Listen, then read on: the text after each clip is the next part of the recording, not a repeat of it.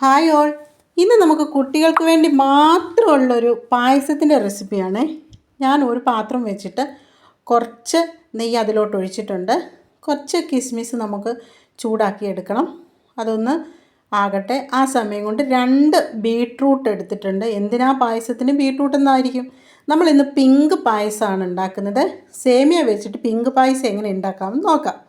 കുട്ടികൾക്കൊക്കെ എന്നും വൈറ്റ് സേമിയ പായസം കണ്ട് പിങ്ക് കാണുമ്പോൾ കുട്ടികൾക്കൊക്കെ ഒരു ഭയങ്കര ഇഷ്ടമാകും. ഇനിയും നമുക്കത് ഗ്രേറ്റ് ചെയ്തെടുക്കാം. എല്ലാവരുടെയും കയ്യിൽ ഇങ്ങനത്തെ ഗ്രേറ്റ് ചെയ്യുന്ന സാധനം കാണും.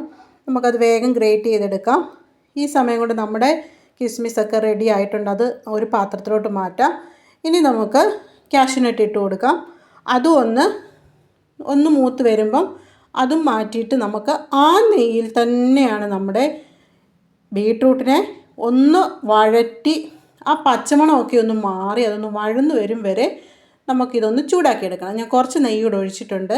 ഈ നെയ്യ് ഒഴിക്കുന്നത് കൊണ്ട് ഈ ബീട്രൂട്ട് നമ്മുടെ പായസത്തിൽ ഇടുന്നത് കൊണ്ടും പ്രത്യേകിച്ച് നെയ്യൊന്നും നമ്മുടെ പായസത്തിന് ചേർക്കേണ്ട ആവശ്യമില്ല.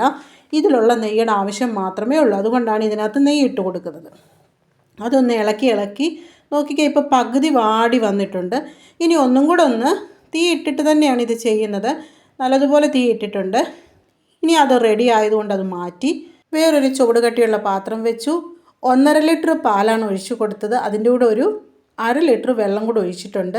ഞാനിവിടെ ചെറിയൊരു മിക്സാണ്, പായസത്തിൻ്റെ മിക്സാണ് എടുത്തിരിക്കുന്നത്. അതാകുമ്പോൾ എളുപ്പമുണ്ട്. അതിനകത്ത് പഞ്ചസാരയും എല്ലാ സാധനങ്ങളും ഉള്ളതുകൊണ്ട് നല്ലതുപോലെ മൂത്ത വെർമിസെല്ലിയുടെ ആയതുകൊണ്ടും നമുക്ക് ഇതെടുക്കുന്നതാണ് എളുപ്പം. ഞാൻ എലൈറ്റിൻ്റെ ആണ് എടുത്തിരിക്കുന്നത്. അത് പരസ്യമൊന്നുമല്ല, ഏത് കമ്പനിയുടെ വേണേലും എടുക്കാം. ഞാൻ സാധാരണ എലൈറ്റിൻ്റെ ആണ് എടുക്കാറുള്ളത്. അപ്പോൾ ഈ പായസം മിക്സ് വാങ്ങുമ്പോൾ അതിനകത്ത് ഏലക്ക ഉണ്ടല്ലോ, മുകളിൽ ഇങ്ങനെ ഒരു ഏലക്കായിട്ട് അങ്ങനെ ഇട്ടിരിക്കുകയാണ്. ഇത് നല്ലതാണ് ഒരു കണക്കിന്.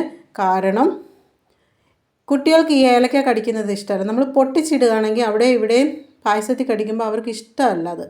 അപ്പോൾ ഇതിങ്ങനെ പായസം ആയിക്കഴിഞ്ഞാൽ മുകളിൽ നിന്ന് എടുത്ത് നമുക്ക് കളയുകയും ചെയ്യാം. ഈ സമയം കൊണ്ട് പായസം റെഡി ആവട്ടെ.